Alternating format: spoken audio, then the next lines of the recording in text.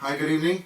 We're recording this as I had to do last semester, I guess we call it, in my house. I hope this will be the last one. Next time, hopefully we'll be back in Shoals and Shomrei, I suppose, in the winter, Mirza Hashem, if everything goes well. I originally had a plan to do this summer lecture series, which I do every year in the 3 weeks, in a show, but timing is everything, as the Polish comedians tell us. And the shows, at the time I made this, the announcement, the ad, the shows were still masked. And I don't think anybody was to sit and listen for an hour or more having to wear masks. So, unfortunately, that was the rules in Baltimore City. And consequently, we decided we'll do this remotely, for better or worse. As it happens, next week, I believe, or something like that, the masks are coming off. But since we're already committed to this format, so Mirza Hashem will see it through. As I say, if I have my way and you have your way, then the talks in the future will be live.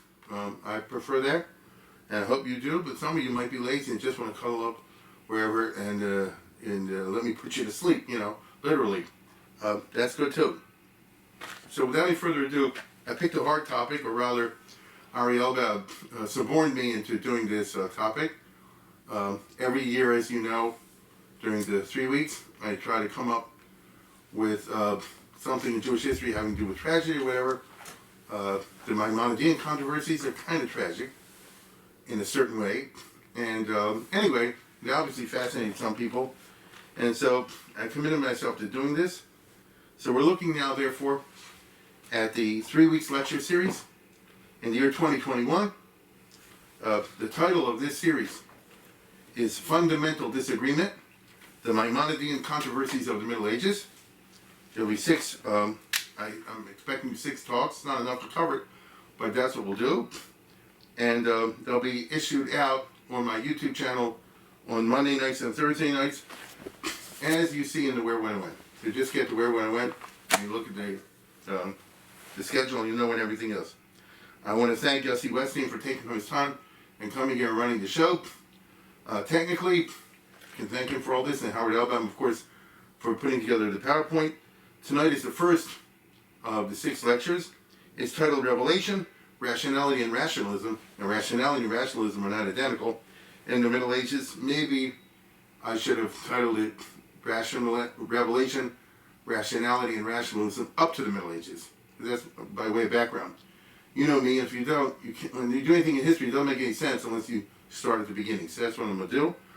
Tonight's talk is being sponsored by Michael and Jeffrey and their families in memory of the victims of the terroristic and indiscriminate Hamas Rocket-Attacks in the recent Gaza War. I don't think I need to say any more than that. So thank you.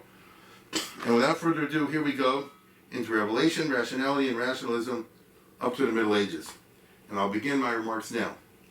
The earliest document of Judaism, the controlling document, I'm talking about normative Judaism. Remember, there were Jews once upon a time long ago who believed in sacrificing children. I'm talking about regular normative Judaism. The controlling document is, of course, the Torah, starting with the Chumash. Now, what kind of a book, what kind of a text is the Chumash? Is it a law book? I mean, is it a code of laws? No, not really. You know what a law code looks like. The Rambam is the law code. The Chumash is not written that way. Is it a textbook of some kind? With a table of contents and an index? Is it a sustained logical argument, moving from point to point, chapter by chapter? No, it is not. Is it a science book? Does it explain the physics of creation? The astronomy of the planets? The evolution of human society and its institutions? No, not really. Does it explain metaphysics? How something came out of nothing? How something came out of nothing? Does it talk about other zones of reality? No. Okay, so you'll tell me, it's mainly stories about God. Or, better yet, God and man. It's not a science book. Okay. So then is it a theology book? Does it define God? Does it explain the mechanics of the divine? Where God comes from? Does it tell how God communicates with man? Does it tell how God runs the world, assuming that he runs the world? Most of all, does it explain why God runs the world in such a strange way? Obviously, I'm talking about the question of all questions, which is Sadi Varolo, Rasha Batolo. Why do the righteous suffer and the wicked prosper? Why do the world stink so much? Right? There are no good answers to that. No good answers to that. I know the answers. There are no good answers to that. Because God, being all-powerful, according to the Jews, could make a better world. And don't tell me you got to earn it all the way. He can make you feel good even if you didn't earn it. And don't tell me, well, it all gets sorted out in the afterlife. There is no afterlife in the Chumash. At least when you read the Chumash, it doesn't say so. Everything there happens in this life. I mean, just look at the second paragraph of the Shema that we recite multiple times every day. If you're a good boy and you listen to God and all the rest of it, I'll give you rain, I'll give you crops, and so on and so forth. Don't say anything about Olam Haba or any of that kind of business. We all know that. There certainly is no mention of resurrection, Tchias HaMesim. That will be part of the Maimonidean Controversies, as we shall see. So the Chumash does not fit these Western patterns of literature and thought. Certainly, a plain reading of the Chumash does not yield such thoughts. Finally, the Chumash and the rest of the Bible says things about God which make God seem, kind of human, just a lot more powerful. Isn't that right? I'm referring here to the anthropomorphisms, where God is described in all kind of human fashion. So much so that the commentators have to go and do somersaults to try to explain what's going on. Okay?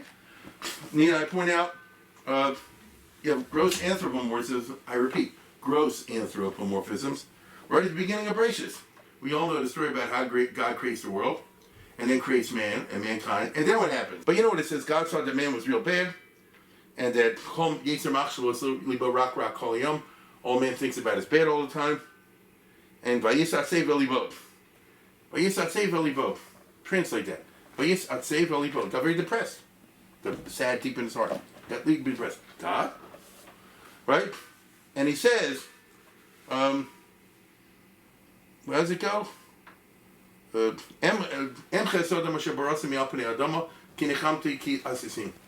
going to wipe out mankind because I made a mistake. I regret having created them. Except for Noah. This is the very beginning of Parshat Bereshis. Huh? The omniscient, the all-powerful, the all-seeing, the all-knowing says, I made a mistake. I regret having done this. Let me wipe him and start all over again. These are gross anthropomorphisms. And the classic commentators really have to work hard to try to explain why is the Chumash written in this way?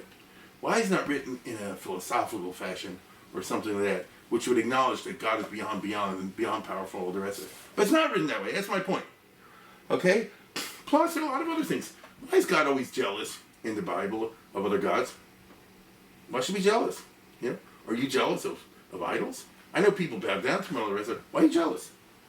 And why does he need to punish the gods of Egypt? He said, when I take you out of Egypt, not only am I going to take you out and punish the Egyptians, I get the idea you want to punish the Egyptians because you want to bring justice and revenge on the perpetrators. I'm going to punish the gods of Egypt? Like, what's that all about? Right? And what's up with these miracles? With the supernatural? How come we never see miracles? I mean, biblical miracles. How come they happened long ago, but they don't happen now? The Bible does not explain why this is. But inquiring minds want to know. Now, once you get past the Chumash, when you get to the period of the Tanakh, Nevi'im, and Kesivim, do things change? Well, there's no shortage of anthropomorphisms, of anthropomorphic prophetic visions. In the Nevi'im, is there? What's the famous vision of Michio, where he says, I see God on a throne, trying to figure out how can we nail that bum Achav, and he consults with the angels till finally a spirit says, I have a good idea, let's lure Achav into battle and get killed fighting the Arameans. And God says, that's a good idea.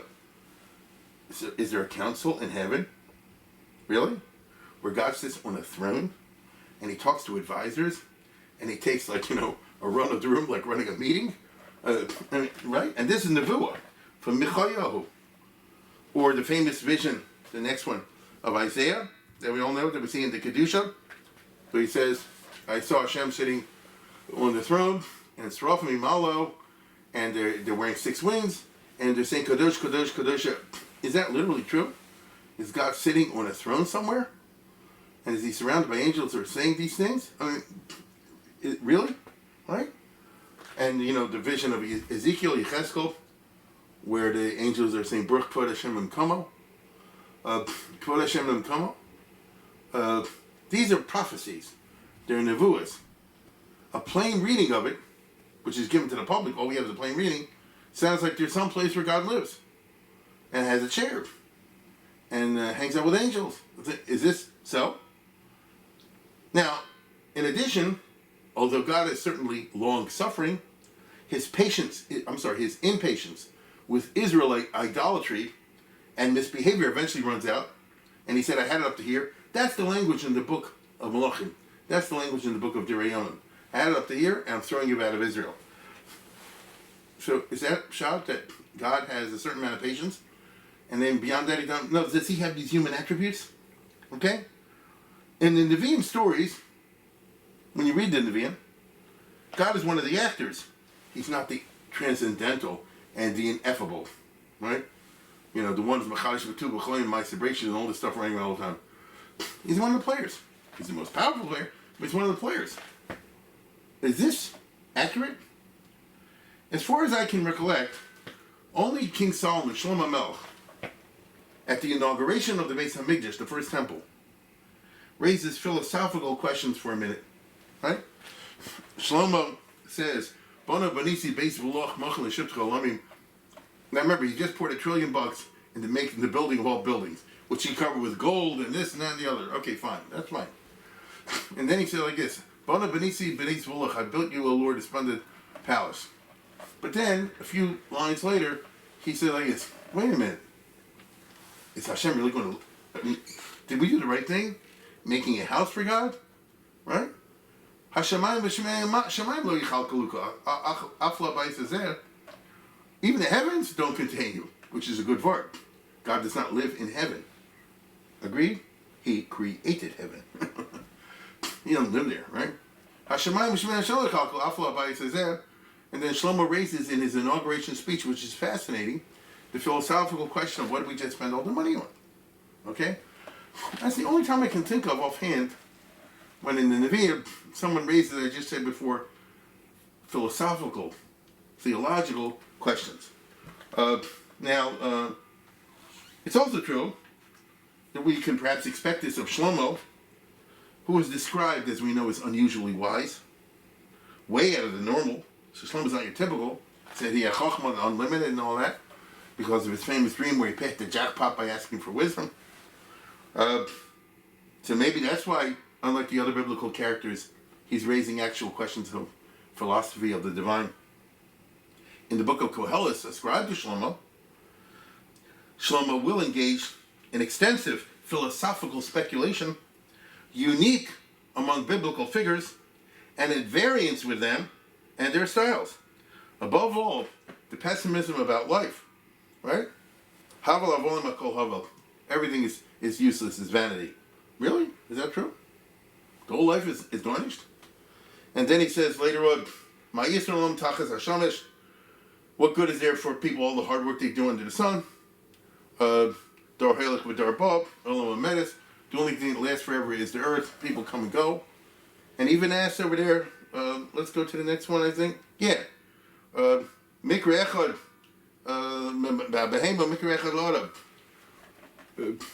What's the difference between a man and an animal? They both live and they both die. And who knows what really happens to you at the end of life? That's what it says in Koheles. Right? What's the language over there? Who knows?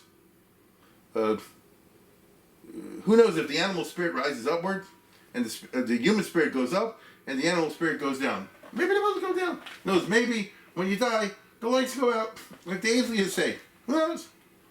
There's very funny language in the Torah. And you know, by the way, it's not surprising, okay, that, let me put it this way, this is so different from the rest of the Old Testament that it has certainly led the non-from scholars to say that Koheles is not from Shlomo, from a later era.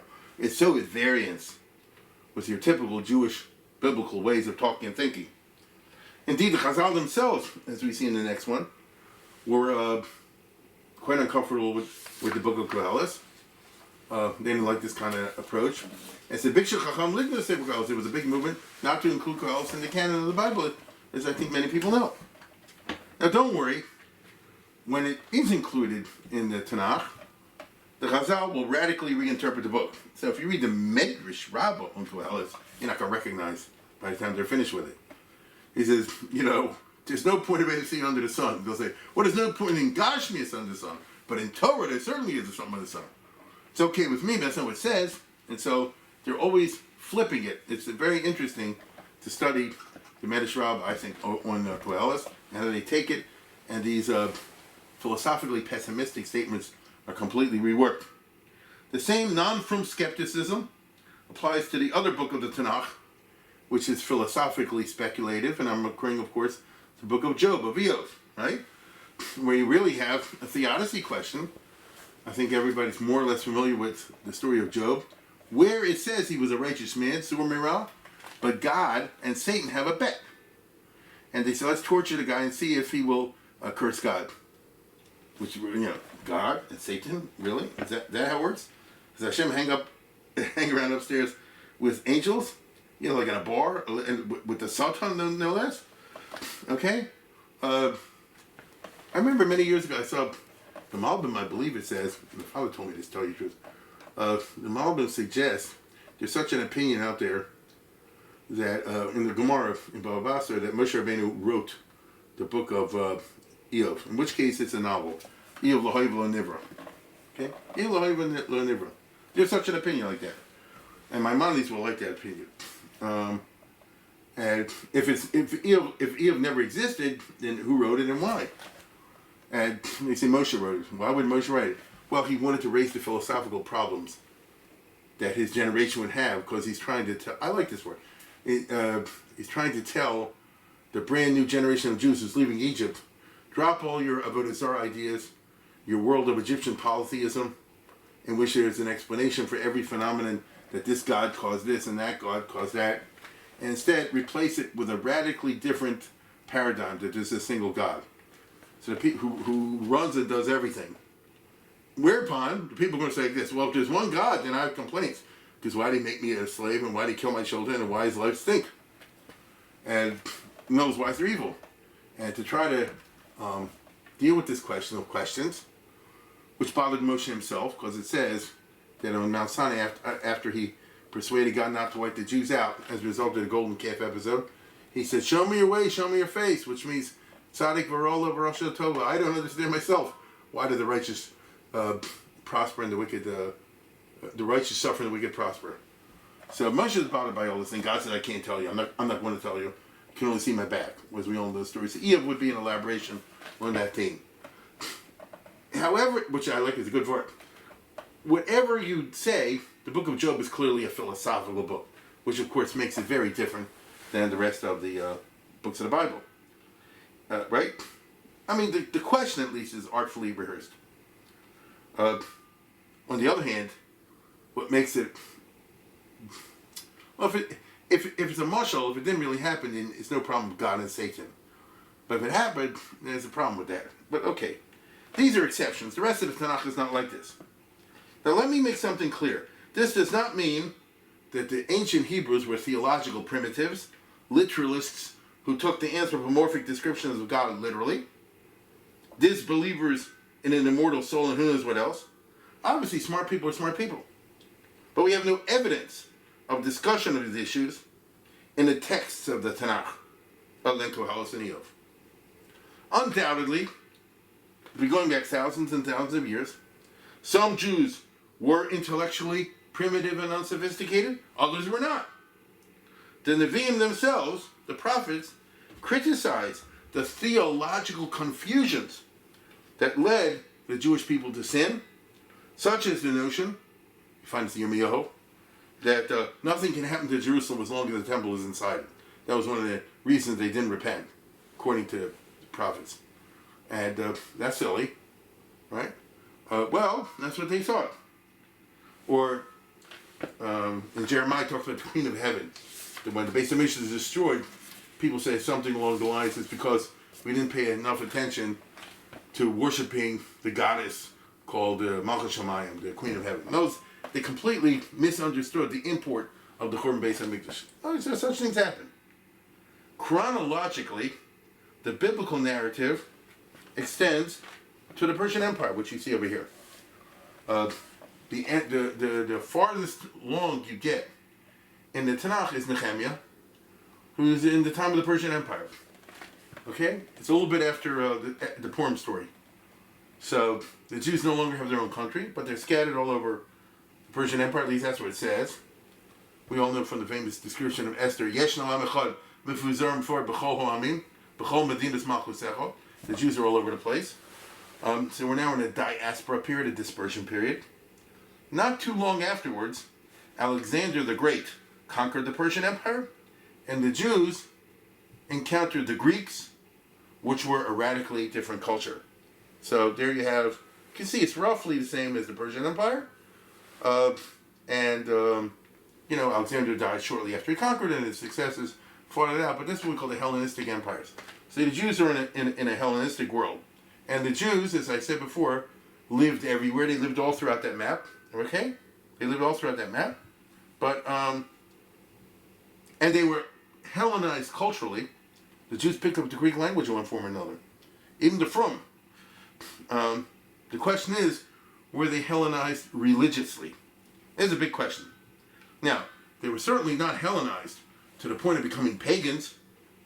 On the contrary, in the Hellenistic era, Judaism was a vigorous missionary religion, which was on the offensive, with a certain degree of success, against the Hellenistic religions. Okay?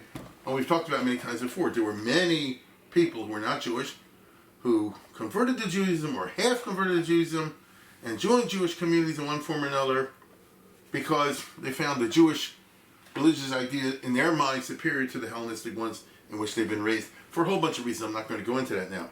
So it wasn't that Judaism felt under attack by the powerful ideas of Greek paganism. Okay?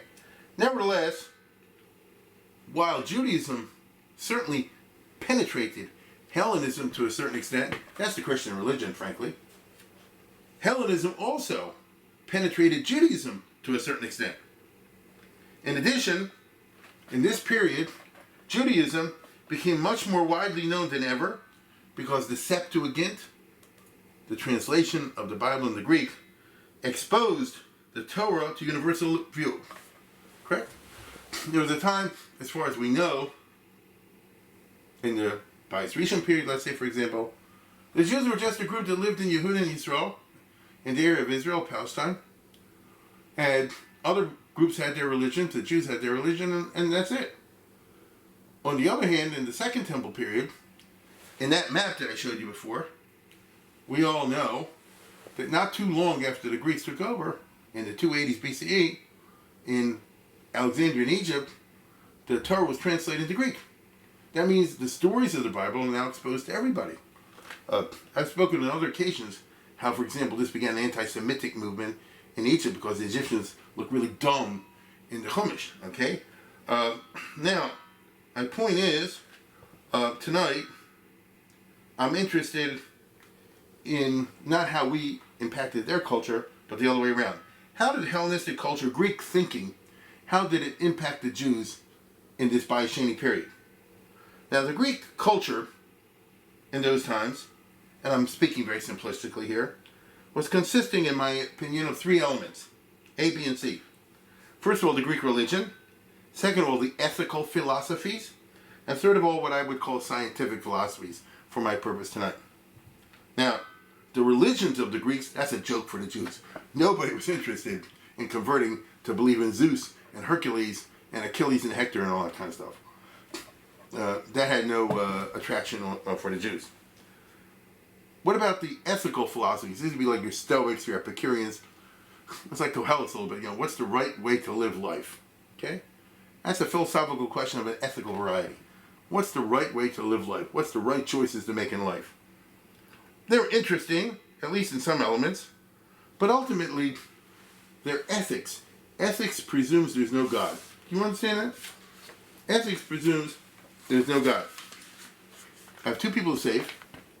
I'm a doctor. I can save one or the other. I don't believe in God. I'm trying to eat a meeting my mo.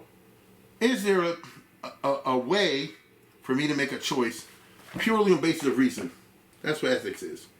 So, for example, someone might say, well, here's an old person, here's a young person, it's to save the young person, go a little longer. That's a possible way of looking at it. There are other factors. Ethics is, if I can use the term, atheistical.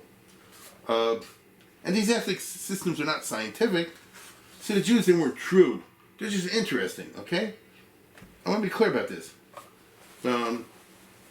As we'll see, elements of ethical Greek philosophies were of interest to Chazal to some degree.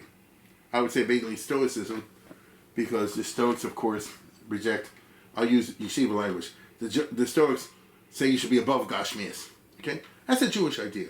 I'm above Gashmias. Not totally. The Hasidim might disagree, but you get the general idea.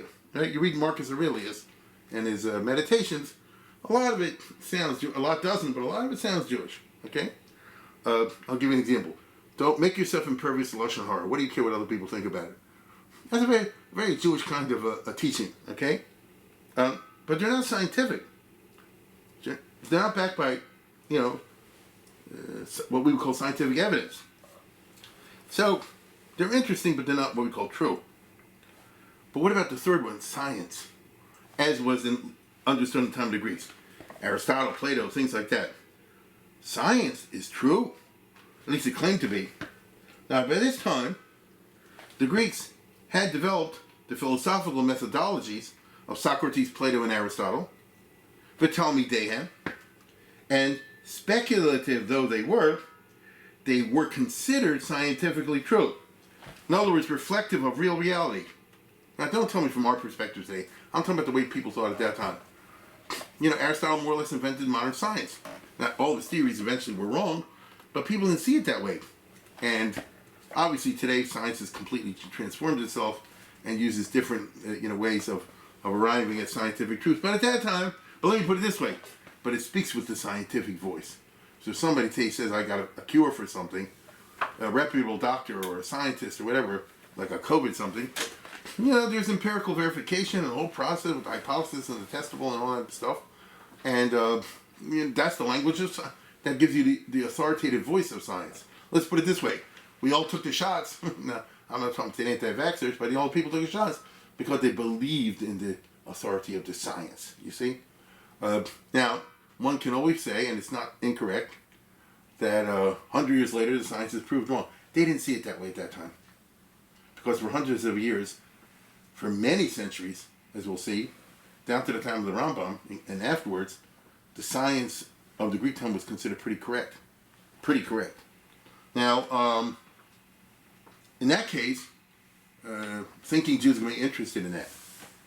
Of course, by modern standards, it's wrong, ridiculous. I'm talking about 2,200 years ago. The old Greek science was not based on modern physical evidence of things that could be empirically verified. Rather, it was grounded in observation without instruments of precise measurement and logical argument. Okay? That's the point. So, let me put it this way. You do expose yourself to counter-argument, and, that's a certain way of testing something. It is. It's better than simply saying, be macabre what I say and shut up. There is, value in exposing what you're saying to counter-argument, but as I said before, you're not using, precision or anything like that. Hence, this science, at that time, see, they use the word philosophy, but they mean what you and I call science.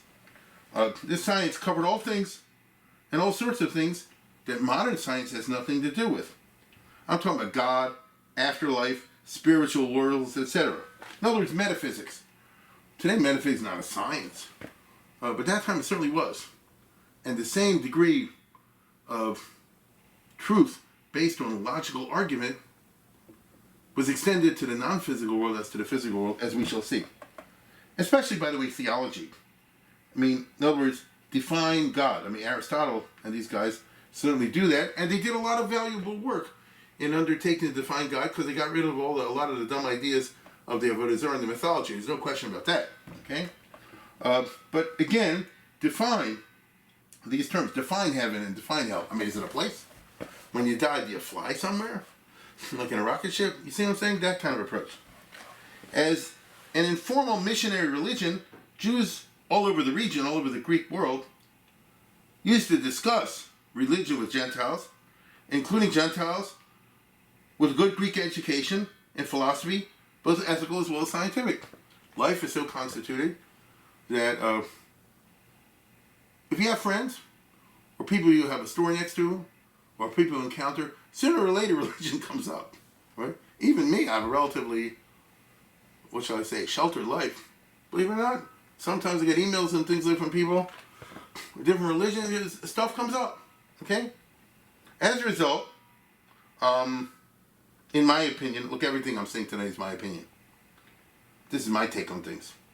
As a result, Jewish sages will discuss and even refine traditional Jewish religious concepts in new ways and in new language.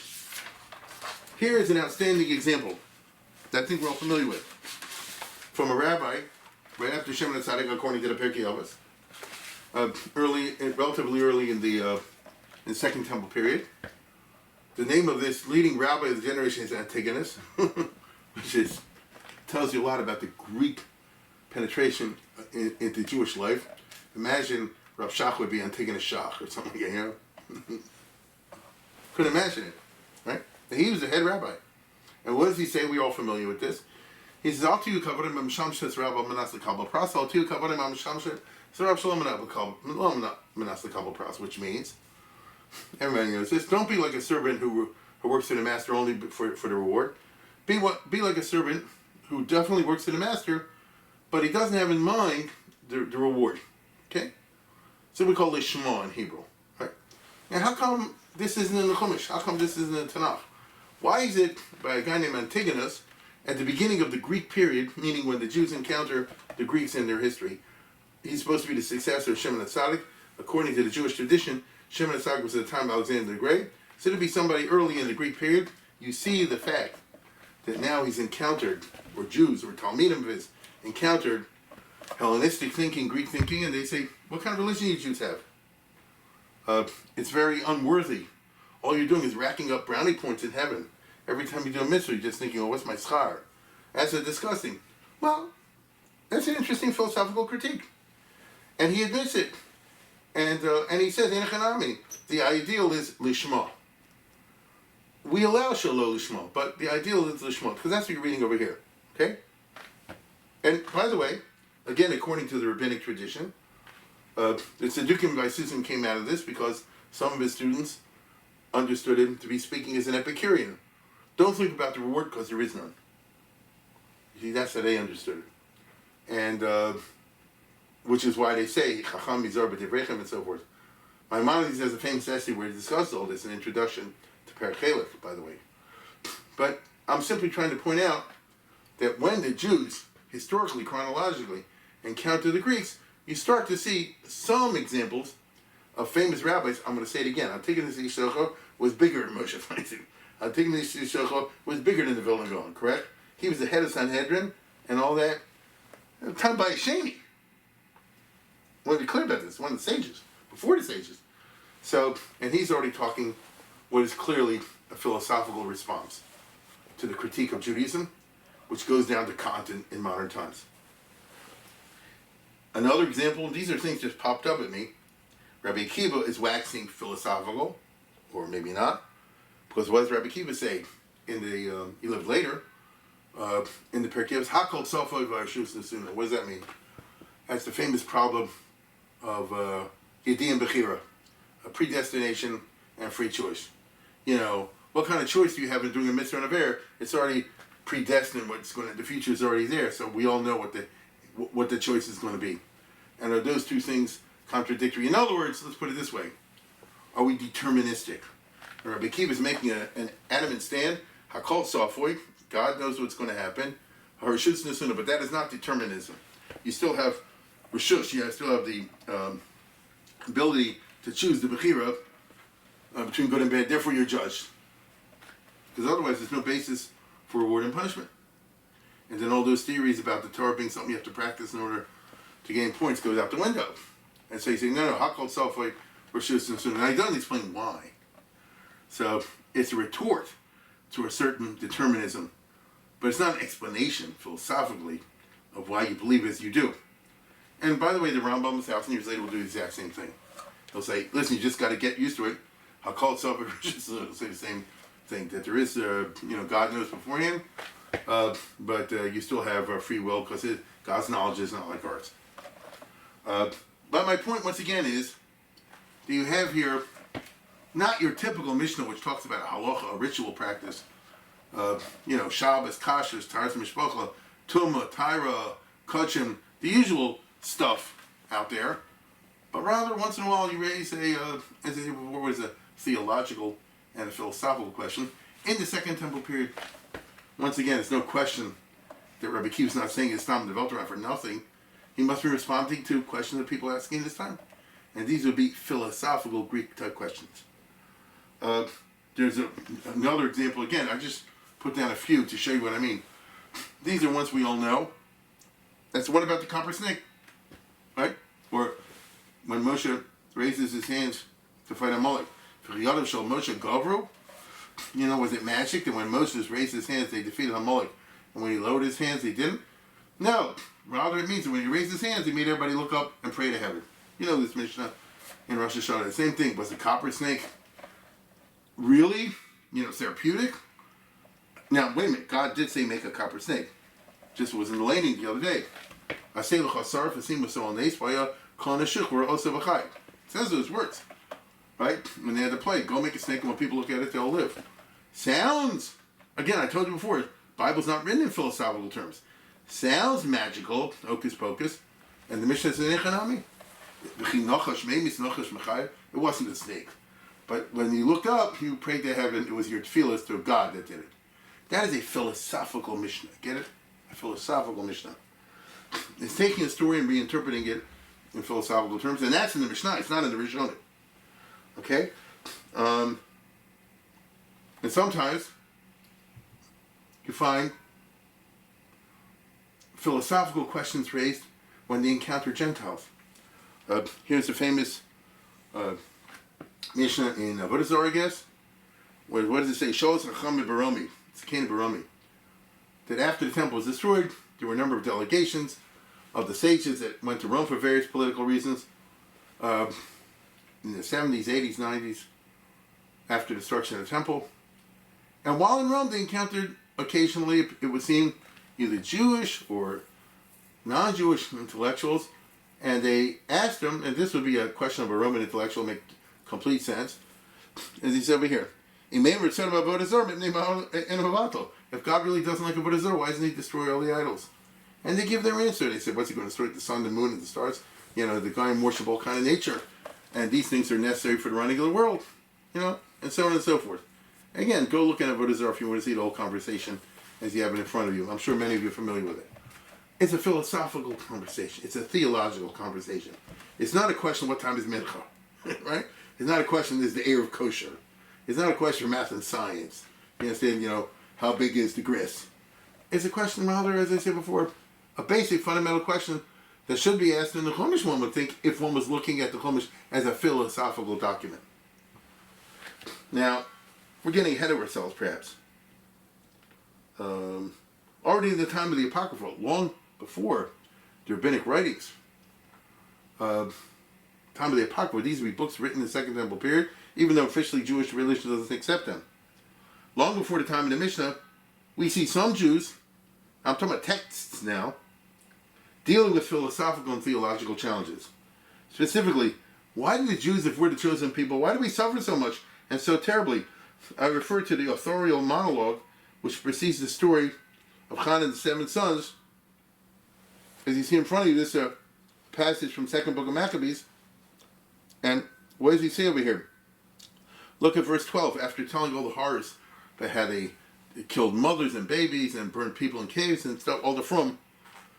In 12 it says, I beg you not to, now it's in Greek, okay? It's in Greek. It's Apocrypha. I beg you not to become discouraged as you read about the terrible things that happened. Consider this the Lord's way of punishing his people, not of destroying them. In fact, It's a sign of kindness to punish a person immediately for his sins, rather than to wait a long time. The Lord does not treat us as he does other nations. He waits patiently till they're deeply involved in sin before he punishes them. So basically, it's a theological argument. The reason we suffer so much is to not let the bank account get too deep. Not your debt, your bank debt rise too high. Every once in a while, God chastises you, and that burns out the sins of that generation. And the nature of our sins never gets so bad. It does say that in the Chumash, where it says, "I'm taking to Israel kilo sholem avon hu Amori adhena," that God was waiting for the Amori, the Canaanites, for their sins to reach a certain point beyond which they would declare, moral bankruptcy. So he doesn't let us do so. Now you can like that shot or not like the shot. That's not my point. I'm saying here's a text written long before the Mishnah. The second book of Maccabees would be something like 150, 130 BCE. All right, and granted, it's not part of the canon. It's not part of the Bible or anything like that. But it's a Jewish book. And it's obviously written by what I would call Hellenized Jew, a frum guy, but he's writing to a Jewish audience that's thinking in these kind of terms, and he's undertaking to explain a basic philosophical question, which perhaps in other generations it wouldn't even arisen. Okay?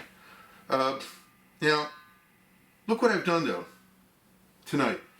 I've cherry-picked a small number of texts here and there that demonstrate that the Jews, their sages, or at least some of them, were not unfamiliar with basic Greek philosophical thinking, and sometimes they addressed it. But are these statements typical? No. For every philosophical thought in post-biblical literature, I can produce many that are the opposite. Just one will suffice.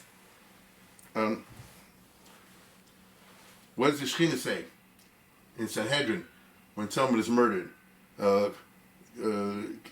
Mashkin Amerik Shonim it's tired. Kalim Miroshi, Kalim Mizroi. When a person suffers, God says, my head hurts. My arm hurts. That's a beautiful idea. It's a poetic idea. That when a person is suffering, God is also suffering in some degree. It's not literal. Now, I'm talking philosophically here, see? I'm talking philosophically. Maybe a Jew long ago, as we shall see next week. So like this, if it says God's arm hurts, then God's arm. Anyway, it doesn't. Like that, you see? So we can reproduce many of those. And then when you get past the Mishnah, you get to the Gemara and the Medrash, baby, you got anthropomorphism on steroids. The Haggadah is replete, everybody knows this, with witches and witchcraft, demons, good angels and bad angels, mythical creatures, etc. And especially a God who has a human personality. Sometimes it's poetically finessed, like in the famous story of Nitzchuni Bonai. We all know that story. Rabbi Lezer said, I'm right if I'm right. Was it the wall should fall down, the tree should shake, and all this? And, and they did. So in other words, he was right. And nevertheless, Rabbi Yeshua said, Lo b'shamayim he. God doesn't get to decide by making nature change. The Rabbi Lezer is right. We paskin like the majority. And what does God say in heaven? Nitzchuni Bonai, they busted me, right? My children have beaten me in an argument. Really? It's a nice word. Really? Really? See, they have no hesitation whatsoever in the Haggadah to use what we would call today extreme anthropomorphisms. We're just used to this, okay? But other times not. Sometimes the language attributed to the divine is extremely bizarre. If you're from Jew, you're used to it. Aside from anachronisms and other problems, I mean, you get a ton of chronological issues. I don't even go to this. When you get into these Haggadahs, just this past week, I mentioned that we had the Haftorah by Yiftach, and the chapter after the Haftorah talks about Yiftach and his daughter, and we all know he ended up killing his daughter. And I happen to say this in Shul, and in the Medrash Tanchuma, in Bechul Kosai, the daughter says, "Don't kill me. Look at others. Did they do that? Did Avram kill Yitzchak in the end? No.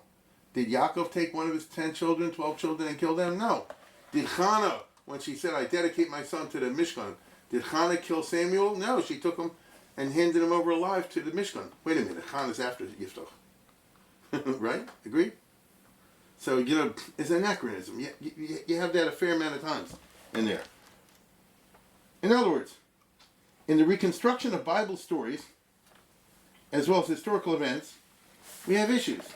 Now, to tell you the truth, these were not problematic in the unhistorical Middle Ages. People weren't bothered by chronology problems. But they would pop up in the historicist 19th century, when people all of a sudden cared about such historical matters. And remember, the Agadah is replete with stories about the supernatural and magical power of the Chachamim, no question about that. The supernatural and superhuman powers of the sages. Basically, the Agadah took all this to a new level. And yet at the same time, there are many passages in the Agadah which are rational and even philosophical. So basically we have two categories which I would call A and B. A would be the kind of Agadah that you find in the Bavli, the Yerushalmi, the Medrash Rabbah, Medrash Tanchuma, and so forth, which are rational, philosophical, and scientifically sound. There are many.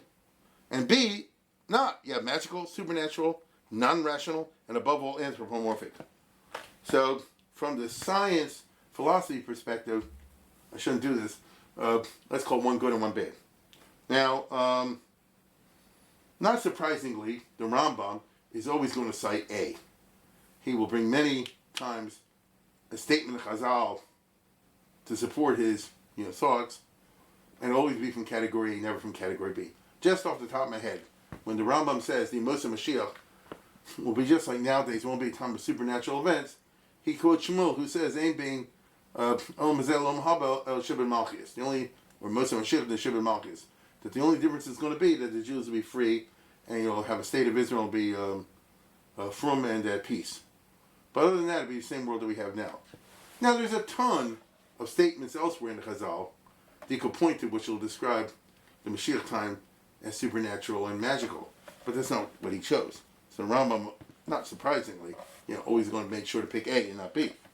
The promiscuous intermingling of A statements alongside B statements, which you find everywhere in Chazal, is the clearest indication of the difference between rabbinic culture and thinking on the one hand, and Greco-Roman culture and thinking on the other. There's no attempt to integrate them into a logical and philosophical coherent whole, not in the rabbinic literature. That's why I always, in all my speeches, always refer to Judaism as Nomian. Remember, I've said this till you're already tired of it. What are the four pillars of traditional Judaism that emerged by consensus? Fundamentalism, Nomianism. What does Nomianism mean? That the emphasis is on the practical halacha l'maisa, the rituals that we just talked about, the laws, kashrus, Shabbos, marriage and divorce, Yoredeya, kosher mishpat, and so on and so forth. This is the great emphasis, which is true, of the rabbinic culture. And if one community found another community was lighting matches on Shabbos, it'd be all hell would break loose. But if somebody has an opinion, like I said before, Hakal Sofer Rishus Nasuno. One guy says, I'm a determinist. However you say it, I know whatever is going to happen is going to happen. I don't have any bechira in that. All right, so that's what the guy means. You could disagree with him, or anything along those lines. So Judaism emerged as a Nomian religion, not a philosophical one. Okay? Matter of fact, this is a basic characteristic, that's why I always put it up there, of traditional Judaism, because there really was clearly a disinterest in theological precision. And therefore there was a loose nature of Jewish doctrine. We can't even speak about Jewish doctrine except in the broadest parameters. Now, to be honest, we do not know how the Talmudic literature, which became the supreme canonical literature of the Jewish people after late antiquity, we do not know how it actually came to be composed and published. We don't know. Okay? All we know is what the train looked like by the time it ended. So, was the Gemara put together in the late 400s, in the 500s, the 600s, something like that. Get it? Not by any precision. Be that as it may, we all do know what the train looked like after it came out of the tunnel. And then we do know that the Talmud, broadly defined, became the governing text of Judaism. Viewed broadly, the Talmud sought to unite the Jews, who, remember, are bereft of a state, a church, and geographical contiguity. They sought to unite the Jews as best they could. as I've mentioned many times, to be Jewish in the Middle Ages meant there's an existential tension between centrifugal forces and centripetal forces. There's a lot of stuff pulling you away from other Jews, and losing your Jewish identity as part of a Jewish people. And that happened from time to time. Because the Jews had no state and no church, as I said before, they had no Sanhedrin or anything like that, and they're just scattered all over the place. What's amazing and remarkable is, Alpha Peking, the Jews pretty much everywhere, not everywhere, but most places, held together and consider themselves a single people. And consider themselves, a Yemenite Jew will feel that he's a brother of a Polish Jew, even though they'll never see him. The Yemenite Jew will never feel that he's a brother of the Arab who lives next door to him. So that sense of personal identity, that's a tribute to the power of the centripetal forces, which is the result of the Talmud and the Rabbinic literature, which became an international Jewish culture everywhere, little by little. To do this, whatever the actual thoughts of the composer of the Talmud were, the Talmud sought to uniformitize Jewish religious practice, okay, but not in a coded way. The Gemara is not written as a law code. Again, you get the Rambam. Instead of a law code, which simply has an attitude, just follow it and shut up. What does the law code say? Here's the laws. You don't like it, too bad. This is what you got to do. And you just lay it out, hopefully in a clear way. It's apathetic in that way. Instead of a law code, the Talmud, as we all know, shares the reasoning, so that the law may be implied intelligently in different ways in different situations. Cheska is about in Shalashana. So, you want to hold on to a piece of ground, you have to for 3 years. That's because in those days, that's how long people kept on this stuff. Nowadays in America, we have a different system with long-term records keeping and things like that. It's all online. So the din will have to change according to that. So don't tell me it says this in a certain book or in the Gemara. The Gemara gives you an example of the reasoning, you understand? But you're supposed to take the reason. That's the whole shot of learning Gemara with the Mefarshim. You understand the reason behind it, and you apply it to the new situation. So that made it more flexible and able to apply in all kinds of different places. On the one hand, this did make the Talmud a very difficult text, because since it's not written in the form of a law code, it's very hard to understand. And the language was not easy, and there was no punctuation, and so on and so forth. And again, to tie the sugyas together, very difficult. I'm talking about before Art Scroll existed, before Rashi existed. On the other hand, it did provide the essential flexibility without which Judaism could not have survived. Let's be clear about this. This will be one of the conundrums of Maimonides when he tries to make a law code. Had the law code worked the way he said he wanted, it would have killed Judaism. Now, flexibility implies variation. Not every community would define the halacha in the same way. That's what you call your machlokas rishonim. So in many areas of Jewish law, in one place they did it one way, in the other place they did it another way, because they interpreted the Gemara to mean that. This was something new. It had been the norm in the Talmudic era, as is evident on every page of the Talmud. They're always arguing and disputing points of law and practice, as we all know. Indeed, this non-uniformity was the ideal. If you look at the Ger Shvir Gaon, which is the Frum history, written in the 10th century by one of the Gaonim, Rosh Yeshivas in Bavel, he describes the Torah Sheba'al Peh, the oral law, as being oral and not allowed to be committed to textual form, not because of some taboo, but precisely in order to provide the maximum flexibility to the Torah teacher, provided that person is thoroughly familiar with the material and therefore competent to paskin. Okay, there should be no precedent whatsoever, but rather, it's you learn, like I said before, the svaras, and you have the bekiyas and the yediyas, and your Eliyahu Navi or David HaMelech or whoever, Chizkiah, and you apply them to the situation that you see. And that's the way God wanted, according to this. That's the party line you see over here. This is Ger Shvir Gaon. This is official from chronology, from the definition. So you see, this flexibility thing is not some modern thing I'm saying over here. It's an intrinsic part of the very notion of the concept of the oral law. Now, so it's not a matter of the orality. It's a matter of, you don't want a text to share the flexibility, which it will do. You and I live in an era, look here. We have 1 million books. But that's the way it developed. It's not the way it's supposed to be. Now, in the Middle Ages, such possibilities of variation were more vital than ever in providing the ability to maintain a basic consensus for a people who wanted to maintain their identity as a separate people in the face of harsh facts of their situation as a hated and helpless minority, physically separated from one another and atomized into tiny and scattered groups. Remember, there was no Jewish church, there was no Sanhedrin, no official body everybody felt they have to listen to. So it all depended on consensus. The maintenance of such consensus was the supreme political accomplishment of the Jews in the medieval diaspora.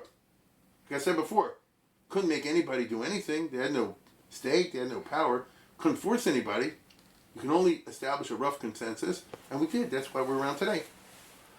As to the doctrinal side, in other words, the Hashkafa side, the Agadata side, there was no attempt even to create a consensus on what these stories mean.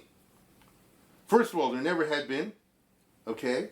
As I told you before, Judaism has no tradition of trying to find precision on non-halachic matters, with a few exceptions. I mean, here's a funny exception.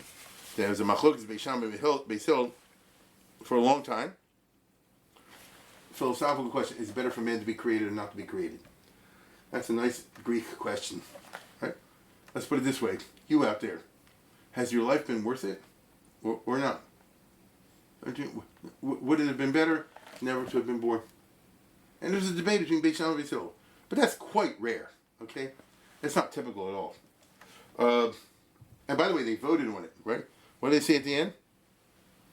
They say, Nimnu v'gamru, they took a vote. Where is it? And they say, better not to have been born, but once you're born, you got to work at it. Yifash v'shmalayisov. So, okay. Now, in other words, Judaism never developed a Greek theological precision character. It was not native to Judaism. Even in Har Sinai, it says, Kol Hashem, and it was the Ten Commandments were heard differently by different people. Okay, Hazakin lefi kocham, Hanoshim lefi kocham, Hayonchim lefi kocham, and so on and so forth. They heard the voice of God differently. What does that mean?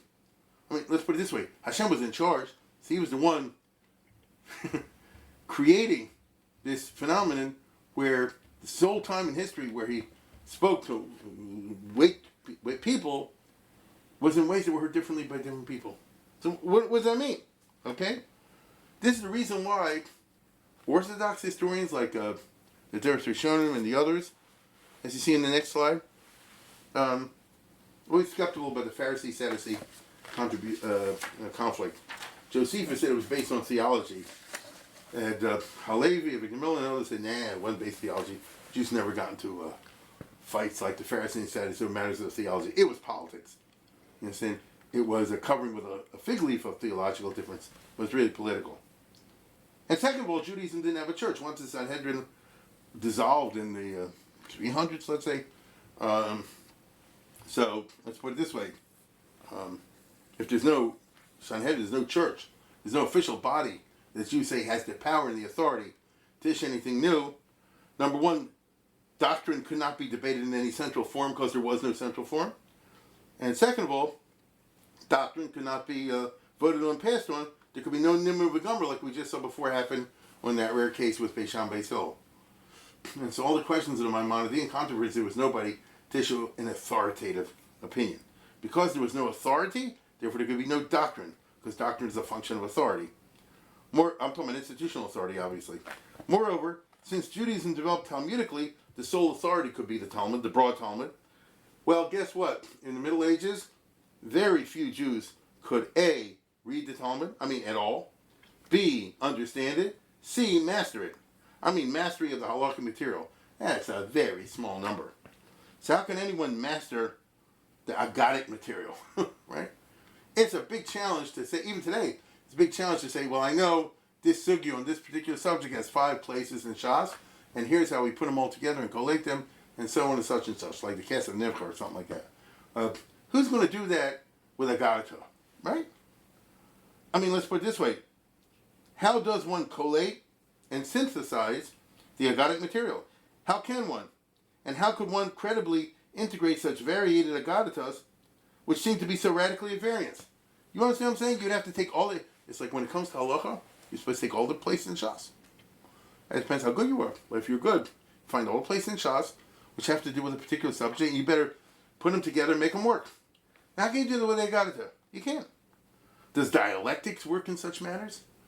When it comes to ritual and practice, halacha, in the Gemara, of course, as we all know, they use a dialectical methodology, and that's what they did later in the Middle Ages. So you have a kasha, and you come with a teretz. You have a thesis, an antithesis, and eventually a synthesis. And you try to argue for the, the validity of your synthesis. That's called svara. How can you do that with a Gaza? Is it even appropriate? One place says God does this, the other place God does that. So which is it? You would come with something in the middle? Now, one more thing because the hour's late. Jews in the Middle Ages did not live in a vacuum. Rather, they lived in a world which I always call characterized by two teams. So you see the map in front of you, that's the Muslims. That's the caliphate that existed once upon a time. All the Muslims lived in a single country for a while, the 600s, 700s, 800s, 900s, called the Arab Empire, the Caliphate. And all the Jews were there. No, let's go back. The white area above it in Europe, that's called Christendom. So the Jews who lived, for example, in Italy or France or Germany, a place like that, they lived in Team B. That's what, if you're Jewish, that's how it was. So for what we call the Middle Ages was characterized by the world being dominated by two religions. And wherever the Jews were, they were the minority within that particular religion. Okay? That's what they were. Now, Christianity emerged out of Greek culture. Remember, the New Testament is in Greek. And from the beginning, Christianity was theologically obsessed to get exactly doctrine down right. Was Jesus like this, like that? Was Mary this, that, and the other? Down to what was their hairs. I'm serious about that, right? Okay? And when here we go to the next one. When the Roman Emperor was taken over by the Christians in the time of the Emperor Constantine, first thing he did, he was a soldier, and he said like this: there are too many opinions out there.